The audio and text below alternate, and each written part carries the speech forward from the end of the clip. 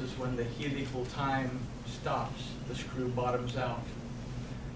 And this is where we'll pick up in our next study, is we can actually pick up in these verses now that we have enough of a foundation to support what we've got.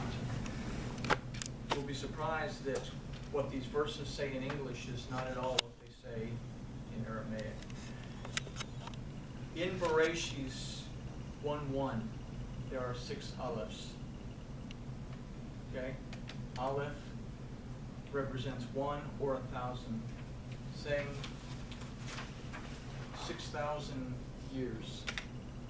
Okay?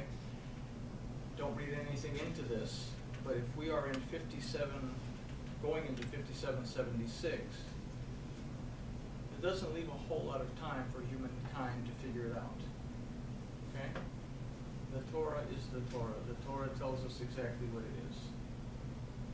I'm sure that none of us will be here, but it's something to think about. That something takes place according to the time of Elohim. And next week, we're going to talk about what's happening outside the garden and what's happening inside the garden. And we're going to see that a lot of things that are happening today and have been happening for hundreds of years. Our generation isn't all that in a bag of potato chips when it comes to all this end times silliness. That we really need to focus on our relationship with our Lord. But to answer this, there is going to be a physical manifestation of Yeshua HaMashiach, but not necessarily one that comes in the clouds.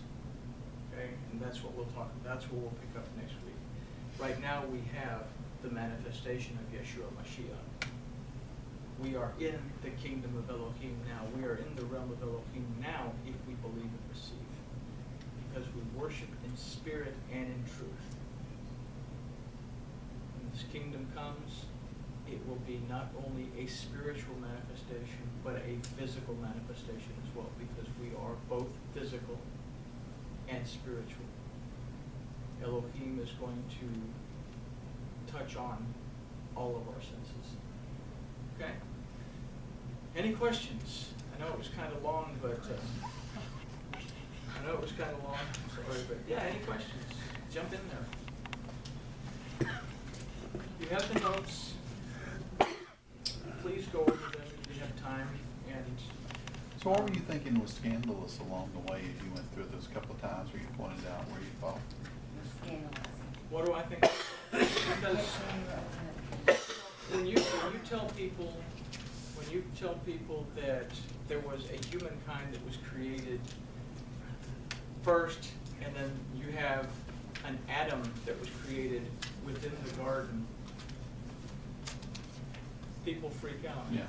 Because they think that Adam was the first guy, and that from Adam everything came forth.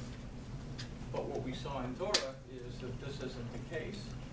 We have 2 different sets of rules. One given to humankind,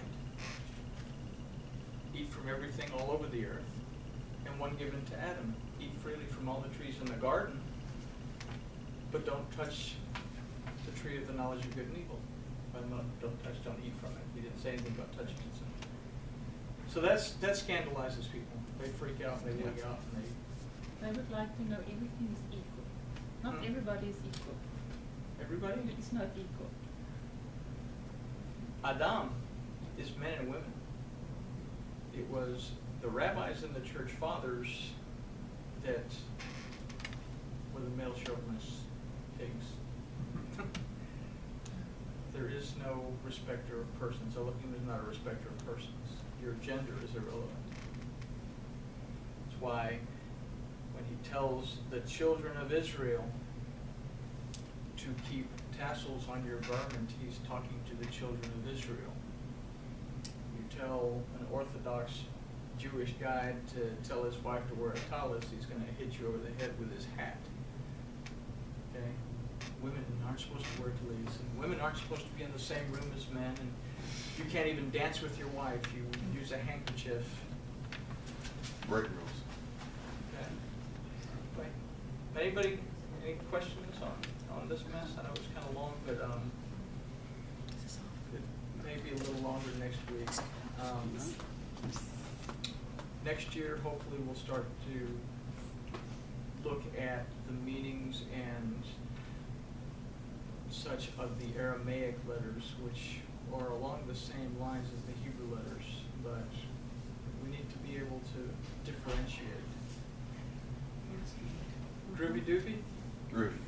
So Groovy you'll have, doofy. so if you do the class next year, then you can do the letters and the Aramaic and the Hebrew. No, not at all. Not all at Then once. we'll have had people I start know, exploding I in was class. waiting. So do you want to postpone until next year then? I think so.